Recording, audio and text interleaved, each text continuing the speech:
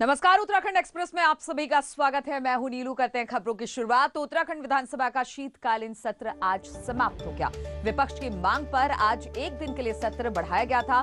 सदन में कांग्रेस ने नियम 310 के चलते कानून व्यवस्था का मुद्दा उठाया। हरिद्वार में एक बच्ची की दुष्कर्म के बाद हत्या कर दी गई थी। इसी मामले को लेकर विपक्ष ने चर्चा की मांग की। संसदीय कार्य मंत्री मदन कौशिक ने विपक्ष को भरोसा दिलाया कि डीआईजी गढ़वाल के नेतृत्व में एक अतिरिक्त टीम बनाई जाएगी और जांच के बाद कार्रवाई होगी।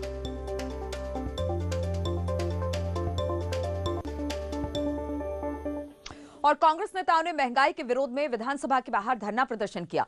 कांग्रेसी नेताओं ने रसोई गैस के कटआउट अपने साथ लेकर आए और फिर सिलेंडरों की कीमतों को लेकर विरोध प्रदर्शन किया। इसके साथ ही 2 दिन पहले हरिद्वार में एक बच्ची के साथ रेप और हत्या के मामले पर भी कांग्रेस ने सरकार को घेरा। महिलाएं सुरक्षित नहीं है। बेटी बचाओ बेटी पढ़ाओ का नारा जरूर दिया गया, लेकिन उसके विपरीत सरकार आचरण कर रही है। महंगाई के परिप्रेक्ष्य में मैं कहना चाहता हूं कि जिस गैस के सिलेंडर को हम 400 पर छोड़ के गए थे, आज वो गैस का सिलेंडर 900 रुपए में आम जन को मिल रहा है। तो 4 दिन तक चला उत्तराखंड विधानसभा का शीतकालीन सत्र पूरा हो गया। सत्र में किसानों की समस्या से लेकर बेरोजगारी, महंगाई और कोरोना काल से उपजी समस्याओं पर बातचीत हुई। कुछ बिल पास हुए तो हंगामा भी खूब मचा।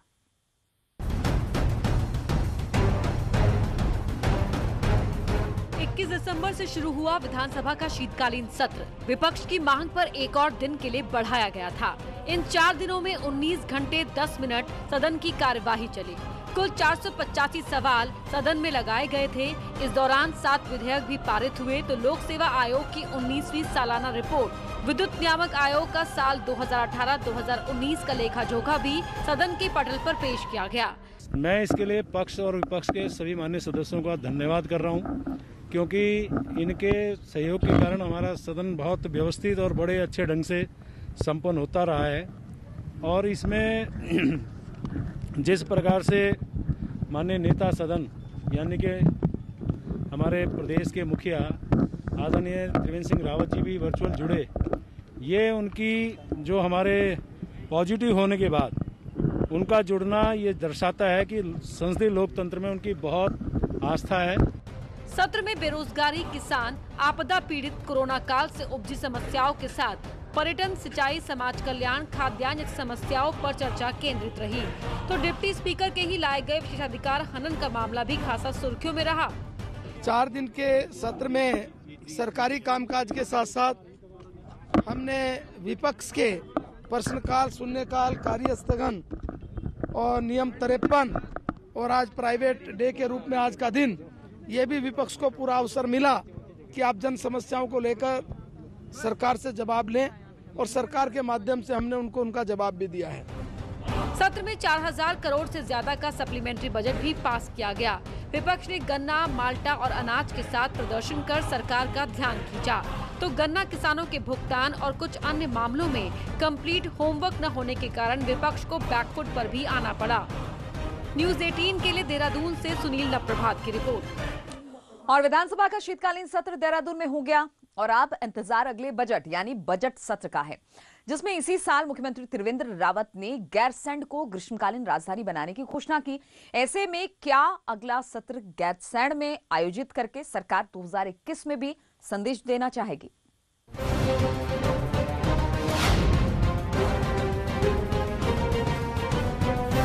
20 साल में गैरसैंण को राजधानी बनाने की बात सबने की, लेकिन ग्रीष्मकालीन राजधानी बनाकर काम को अंजाम तक मुख्यमंत्री त्रिवेंद्र रावत ने पहुंचाया। ये कहना है कैबिनेट मंत्री अरविंद पांडे का। ऐसे में अब इंतजार इस बात का है कि क्या सरकार अगला बजट सत्र गैरसैंण में करेगी। आखिरी फैसला सरकार को करना है और खास तौर पर मुख्यमंत्री को, जिन्होंने 4 मार्च 2020 को अपनी घोषणा से सबको चौंका दिया था। यही वजह है कि बीजेपी सत्र से ज्यादा जरूरी गैरसैंण के डेवलपमेंट को बता रही है। एक पहाड़ी प्रदेश को बहुत बड़ा सम्मान देने का काम किया है। गैरसैंण को उन्होंने ग्रीष्मकालीन राजधानी घोषित किया नहीं, करके दिखा दिया है। और सत्र वहाँ चलना न चलना अभी बहुत छोटी बात है। जो ग्रीष्मकालीन राजधानी घोषित की है, इसके मद्देनजर वहाँ के लोगों को, पहाड़ के लोगों को क्या क्या सुविधा चाहिए, उस पर हमारी सरकार काम कर रही है, जो अपने आप में बहुत बड़ा एक लक्ष्य है और सरकार की उपलब्धि भी है। मौके की नजाकत और चुनावी साल को देखते हुए बीजेपी 2021 में गैरसैंण को टॉप एजेंडे में रखना चाहेगी, जिसके विकास पर सरकार अगले 10 साल में 25,000 करोड़ खर्च करेगी। ऐसे में विकास के एजेंडे पर चर्चा के लिए बजट सत्र से बेहतर मौका नहीं हो सकता। वहीं स्थायी राजधानी की बात कर रही कांग्रेस का कहना है कि वो गर्मी ही नहीं बल्कि हर सीजन में गैरसैंण जाने को तैयार है। हम तो शीतकालीन सत्र के लिए भी तैयार थे। अगर सरकार साहस करती कि शीतकालीन सत्र जो है गैरसैंण में होगा तो हम तो तैयार थे। हम तो बजट सत्र के लिए भी तैयार। साल 2020 के बजट सत्र में गैरसैंण को ग्रीष्मकालीन राजधानी बनाकर बीजेपी बाजी मार चुकी है। ऐसे में राजधानी बनने के बाद पहला सत्र आयोजित करके बीजेपी एक और उपलब्धि अपने नाम करना चाहेगी। न्यूज़ 18 के लिए देहरादून से दीपांकर भट्ट की रिपोर्ट। और पूर्व प्रधानमंत्री अटल बिहारी वाजपेयी के जन्म दिवस 25 दिसंबर को बीजेपी सुशासन दिवस के रूप में मना रही है। पार्टी 25 दिसंबर को बूथ स्तर तक कार्यक्रम आयोजित कर रही है, तो दूसरी ओर प्रधानमंत्री मोदी सुशासन दिवस पर 9 करोड़ किसानों के खाते में किसान सम्मान निधि के रूप में 18,000 करोड़ रुपए डालेंगे। इस कार्यक्रम को हर ब्लॉक मुख्यालय पर बड़ी स्क्रीन के माध्यम से देखने की व्यवस्था की गई है। सरकार ने जो तय किया है, प्रत्येक ब्लॉक मुख्यालय पर एलसीडी स्क्रीन लगा करके केंद्र सरकार की योजनाओं तथा कृषि बिल पर माननीय प्रधानमंत्री जी का उद्बोधन, कृषि बिल को स्पष्टतः सभी किसानों तक उसकी बात पहुंचे। और बीजेपी विधायक महेश नेगी आज सीजीएम कोर्ट में डीएनए टेस्ट के लिए नहीं पहुंचे। सैंपल देने के लिए महेश नेगी ने अभी 15 दिन का वक्त मांगा है। आज कोर्ट में महेश नेगी को डीएनए टेस्ट के लिए अपना ब्लड सैंपल देना था, लेकिन महेश नेगी ने देर रात तबीयत खराब होने का हवाला दिया और कोर्ट से 2 हफ्ते का समय मांग लिया, जिस पर कोर्ट ने 11 जनवरी को अगली तारीख दे दी है। अब 11 जनवरी को महेश नेगी का ब्लड सैंपल लिया जाएगा। विधायक के वकील राजेंद्र भट्ट ने बताया कि देर रात विधायक महेश नेगी के हाथ और पीठ में काफी दर्द रहा, उनकी तबीयत भी ठीक नहीं रही और डॉक्टरों ने उन्हें 2 हफ्ते तक आराम करने की सलाह दी है। जी जो है यहाँ सत्र के लिए आए थे देहरादून। आज उन्होंने कोर्ट में आना था, लेकिन कल उनकी अचानक तबीयत खराब हो गई। उनकी कमर में और दाहिनी जांघ में दर्द हो रहा बहुत ज़्यादा, तो वहीं आनंद ठान को विधानसभा हॉस्पिटल में भर्ती करा के वहीं से डॉक्टर ने उनको 2 हफ्ते के कंप्लीट रेस्ट का सलाह दी है। तो विधानसभा हॉस्पिटल से ही मेडिकल मेरे पास आया था। मैंने आज कोर्ट से प्रार्थना पत्र दिया है कि 2 हफ्ते के लिए डॉक्टर ने उनको जो है आराम की सलाह दी है, कंप्लीट रेस्ट की, और 2 हफ्ते बाद की डेट कोई लगा दी जाए। तो माननीय न्यायालय ने जो है 11 जनवरी डेट फिक्स की है अब। और वहीं बीजेपी विधायक महेश नेगी मामले में बीजेपी के प्रदेश प्रभारी दुष्यंत कुमार गौतम का कहना है कि पार्टी ने इस मुद्दे पर बात की थी। उन्होंने कहा कि एक बार डीएनए रिपोर्ट आने दीजिए। उन्होंने ये भी कहा कि महिला उत्पीड़न करने जैसे लोगों को पार्टी में 1 मिनट भी बर्दाश्त नहीं किया जाएगा। कोई भी आदमी महिला या किसी प्रकार का दुर्व्यवहार करेगा, जहाँ राजनीति में हमारी जो पारदर्शिता है उसका भंग करेगा, कहीं भी घोटाला में लिप्त पाएगा, पार्टी उसको एक पल भी बर्दाश्त नहीं करेगी। और देहरादून से बड़ी खबर है, यहाँ पर श्रीदेव सुमन यूनिवर्सिटी के विवादित रजिस्ट्रार पर एक्शन हुआ है। सुधीर बूढ़ाकोटी को शासन से अटैच किया गया है। प्रमुख सचिव आनंद वर्धन ने ये आदेश जारी किया है। यूनिवर्सिटी रजिस्ट्रार के पद से हटे सुधीर बूढ़ाकोटी गायब होने पर कुलपति ने एक्शन की मांग की थी।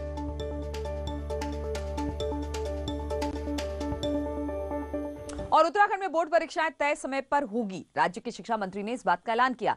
कोरोना के खतरे के बीच 10वीं और 12वीं की पढ़ाई चल रही है, लेकिन सरकार को सबसे ज्यादा चिंता बच्चों की है। यह कहना है शिक्षा मंत्री अरविंद पांडे का। उन्होंने कहा कि बच्चों को कोरोना संक्रमण से बचाना सबसे बड़ी चुनौती है। वहीं अरविंद पांडे ने कहा कि बोर्ड की परीक्षाएं तय वक्त पर होगी और इसके लिए बोर्ड की तैयारी भी चल रही है। जिन बच्चों के बोर्ड के एग्जाम होने कक्षा 10 के, कक्षा 12 के, उन बच्चों के हमने क्लास को खोलने का हमने प्राविधान किया और वह भी बच्चों के जो अभिभावक हैं उनकी सहमति के आधार पे। तो हमारे अधिकांश बच्चे आ गए और हमारे अध्यापक भी उन बच्चों को शिक्षा देने का काम कर रहे हैं। आज भी हमारे बोर्ड के अधिकारी आगामी बोर्ड के परीक्षा को समय पर कराएं, इसके लिए वह बिल्कुल सक्षम है और तैयार है। और खटीमा के पास टनकपुर से खबर है, जहां पर एक वन विभाग के ही कर्मचारी पर वन भूमि पर अवैध कब्जे का आरोप लगा। वन विभाग के कर्मचारी ने तार बाड़ कर वन विभाग की जमीन पर अवैध कब्जा किया और इस बात का खुलासा तब हुआ जब अधिकारी जांच के लिए मौके पर पहुंचे। अब आरोपी कर्मचारी पर केस दर्ज कर कार्रवाई की बात हो रही है।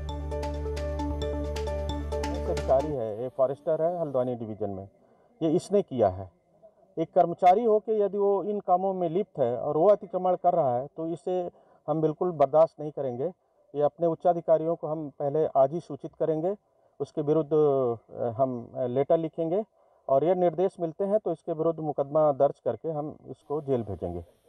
और अब बात कर लेते हैं कोरोना अपडेट की। तो आपको बताते हैं राज्य में कोरोना के कुल मामले इस वक्त 436 हैं, जबकि पिछले 24 घंटे में 11 लोगों की कोविड से मौत भी हो चुकी है। राज्य में कोरोना के कुल केस 88,000 हो गए हैं। वहीं राज्य में एक्टिव केसेस 5300 है। आज की बात करें तो देहरादून में 143, नैनीताल में 103 और हरिद्वार में 61 नए मामले सामने आए हैं।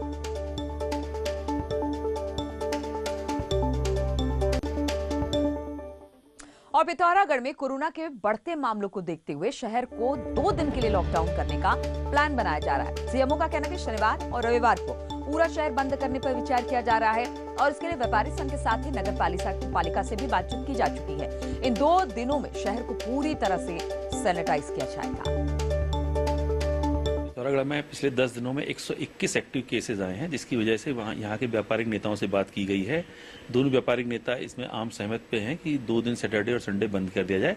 नगर पालिका अध्यक्ष से भी बात हुई है, हो सकता है कि हम सैटरडे संडे को पिथौरागढ़ को बंद कर सकें। और रामनगर के पीपीपी मोड के अस्पताल में फर्जी तरीके से बने कोरोना नेगेटिव रिपोर्ट पर कार्रवाई हुई। यहां अस्पताल लैब के कर्मचारी प्रशांत बिथूड़ी को बर्खास्त कर दिया गया। वहीं पीपीपी मोड के प्रबंधक ने आरोपी के खिलाफ नामजद रिपोर्ट दर्ज करा दी है, जिसमें पुलिस अब जांच कर रही है। प्रशांत बिथूड़ी के केस में हमने उसे निलंबित कर दिया है। जो भी आवश्यक कार्रवाई है वो पुलिस कर रही है। किस मामले में? ये कोविड नेगेटिव की रिपोर्ट जो फेक जारी करी गई थी उसके मामले में। प्रशांत बिथूड़ी जो वहाँ काम करता था उनके खिलाफ नामजद तहरीर की है, जिसमें जांच की जा रही है। वर्तमान में जांच प्रचलित है। और देहरादून से बड़ी खबर आ रही है। यहाँ पर सरकार ने 25 दिसंबर और 31 दिसंबर की पार्टी को बैन कर दिया है। कोरोना के बढ़ते मामलों को देखते हुए ये फैसला लिया गया। हालांकि होटल कारोबारियों की कोई भी बुकिंग कैंसिल नहीं होगी। सरकार के प्रवक्ता मदन कौशिक के मुताबिक होटल, रिजॉर्ट, बार खुले रहेंगे और लोग भी जा सकेंगे, लेकिन गैदरिंग नहीं होगी, पार्टी नहीं होगी और होटल की कोई बुकिंग कैंसिल नहीं की जाएगी।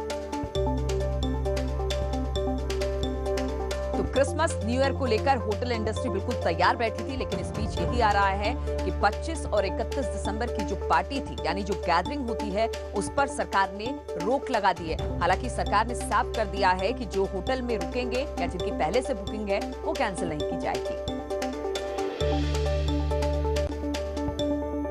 और पटाखों को लेकर देहरादून में भी गाइडलाइंस जारी हो गई है। क्रिसमस और नए साल पर सिर्फ 35 मिनट फोड़े जा सकेंगे पटाखे। रात 11:55 से 12:30 बजे तक पटाखे आप फोड़ सकते हैं, इस बात की परमिशन है। शहरी इलाकों में सिर्फ ग्रीन पटाखे की बिक्री हो रही है। देहरादून जिलाधिकारी ने ये आदेश जारी किया है। तो अब पटाखा फोड़ने का भी एक निश्चित समय कर दिया गया है और परमिशन 11:55 से 12:30 बजे तक ही आप पटाखे फोड़ सकेंगे।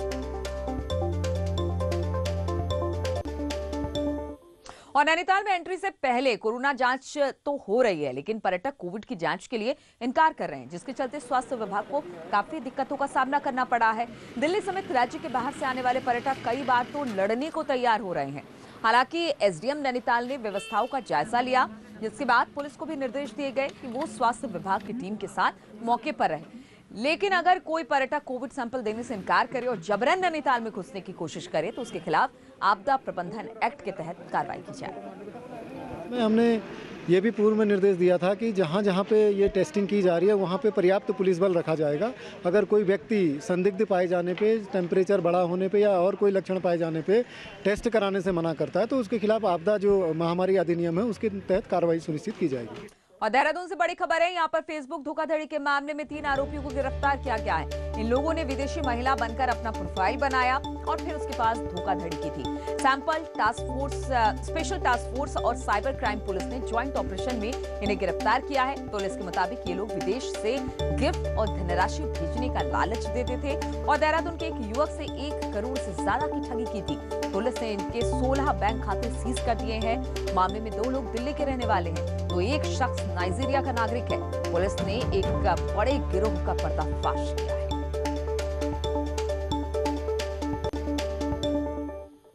और रुड़की पुलिस को बड़ी कामयाबी मिली है। यहां पर एक बड़े हिस्ट्री शीटर को गिरफ्तार किया गया है। आकिल नाम के बदमाश पर 10 तो आदिल नाम के बदमाश पर 9 एफआईआर दर्ज किए गए हैं। उत्तराखंड के अलावा उत्तर प्रदेश में भी इन पर केस है। भगवानपुर में चेकिंग के दौरान इन दोनों को पकड़ा गया। इनके पास से चोरी का सामान, एक बंदूक और एक चाकू भी बरामद किया गया है। भारतीय किसान यूनियन के बैनर तले आज सैकड़ों किसानों ने इकबालपुर गन्ना समिति के ऑफिस में प्रदर्शन किया है और घंटों तक धरना प्रदर्शन चला। किसानों का आरोप है कि गन्ना पर्ची और बकाया भुगतान नहीं हो रहा है, जिससे किसान परेशान और मजबूर होकर सड़कों पर उतर रहे हैं।